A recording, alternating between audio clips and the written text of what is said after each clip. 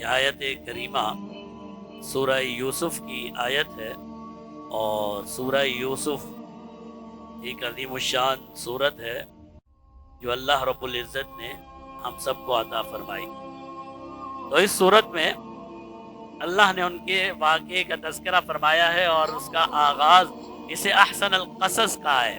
نحن نقص علیک احسن القصص بما اوحینا الیک، فرمایا سب سے احسن اور سب سے اچھا قصہ میں آپ کو وحی کے ذریعے سے مطلع کرتا ہوں۔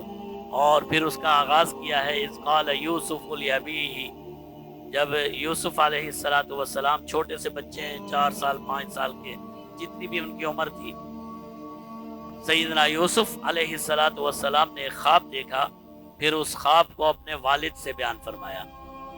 سورہ یوسف میں اللہ رب العزت نے 3 خوابوں کا تذکرہ فرمایا، تینوں کا جو متعلق ہے وہ سیدنا یوسف علیہ السلام ہے۔ ان میں سے پہلا خواب یہ ہے اذ قال یوسف لابیہ، جب یوسف نے سیدنا یوسف علیہ السلام نے اپنے والد یعقوب علیہ السلام سے یہ کہا انی رأیت 11 کوکبا، میں نے 11 ستارے دیکھے ہیں، میں نے 11 ستارے دیکھے ہیں۔ انی رأیت 11 کوکبا والشمس والقمر، میں نے 11 ستارے دیکھے ہیں، ایک سورج دیکھا ہے اور ایک چاند دیکھا ہے۔ رأیتہم لی ساجدین، میں نے یہ دیکھا کہ یہ سارے کے سارے آسمان سے نیچے آئے اور میرے سامنے ان سب نے سجدہ کیا۔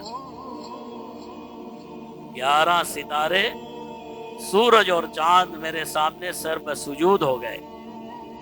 اور سیدنا یعقوب علیہ السلام نے فرمایا اے میرے بیٹے، اپنا یہ خواب اپنے بھائیوں کے سامنے ذکر نہیں کرنا، کسی کے سامنے ذکر نہیں کرنا۔ فَيَكِيدُوا لَكَ كَيْدًا، ہو سکتا ہے کہ ان کے دل میں تیرے لیے مخالفت کے جذبات پیدا ہو جائیں۔